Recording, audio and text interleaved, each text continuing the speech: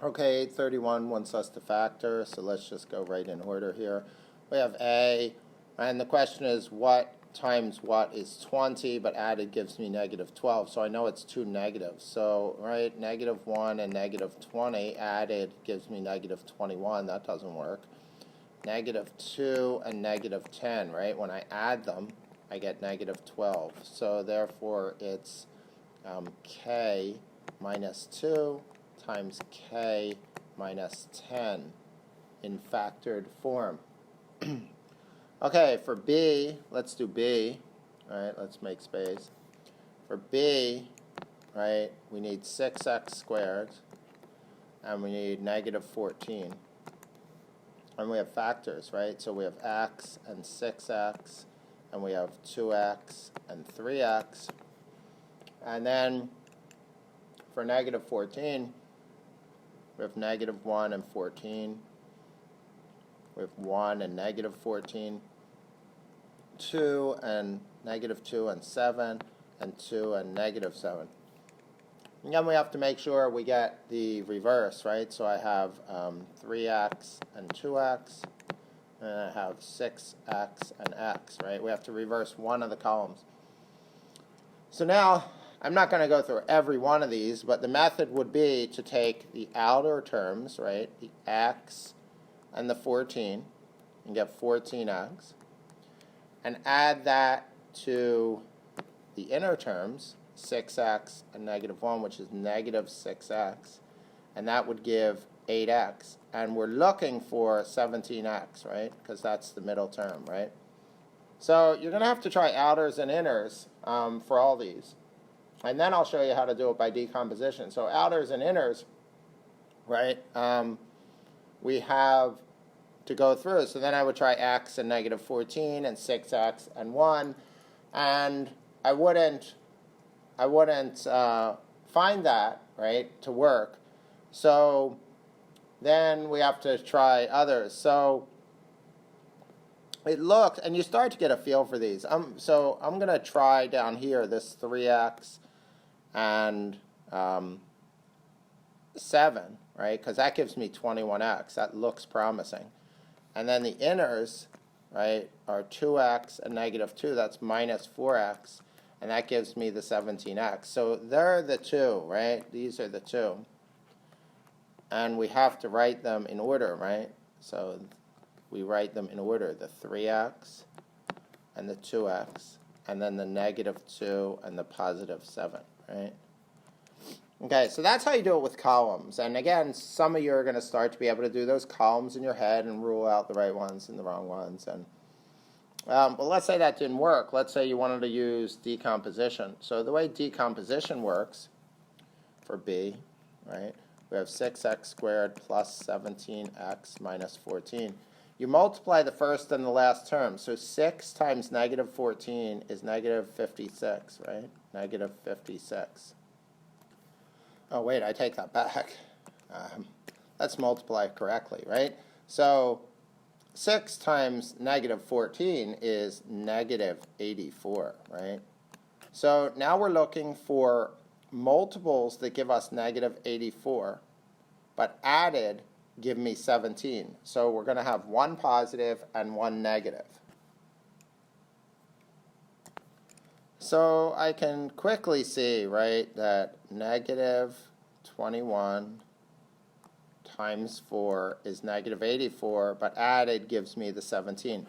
So we're going to use decomposition. So we're going to break that 17x down. So we're going to get 6x squared plus, or sorry, minus, right, minus 21x plus 4x.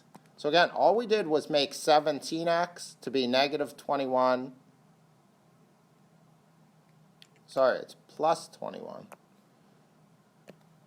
I needed a positive 17x, right? So these terms should have been making quite a bit of mistakes today. So this should be 21 and negative 4, right? Negative 4 gives me the positive 17. So let's rewrite this. So we're going to break the middle term down. into the 2. So we're going to say minus 4x. And again, it's easier to put the minus first, right? Plus 21x. So negative 4x plus 21x is 17x. So we didn't really do anything. We just broke it into 2. But now we can group these and factor out of each one the GCF. So the biggest thing that comes out of the first 2 terms is a 2x. And we're left with 3x minus 2. And the most that comes out of the second term is 7. And we're left with 3x minus 2. Now, if you did it right, the parentheses have the same values. So we factor those out, 3x minus 2. And we're left with, right, we're left with these, the 2x and the 7, right? So we're left with 2x plus 7. Again, if you feel decomposition is easier, use decomposition. Otherwise, make columns. Okay, and next, C, let's make space. C, we have x squared minus 8x plus 16. So again, it's what times what is 16, but added gives negative 4, or negative 8, right? So that's negative 4 and negative 4, right? So this factors to x minus 4 times x minus 4. Or we could write it as x minus 4 squared, which is preferable, right? Okay, and D, let's make space. D, we have 9m squared minus 1, right? 9m squared minus 1. So in this case, we're looking for what times what is negative 1, right? And added gives me 0. So you can think of it as plus 1 and minus 1. That's what's going to cancel out because this is already a perfect square, right? So this is 3m, plus 1, and 3m minus 1, right, to get that one. If you wanted to use decomposition, I mean, if you didn't, I think this one's easier with columns, right? I kind of bypassed it because I thought it was quick, but let me go back and really show what's happening here, right? We had 2 columns, right? The 9m squared, right? Or the 9, right? And we had, this could be m and 9m, or it could be 3m and 3m, right? And the negative 1 column could be 1 and negative 1, or negative 1 and 1, right? So now we have to do outers, right? And I could see that if I do this one, 3m and negative 1, that's negative 3m.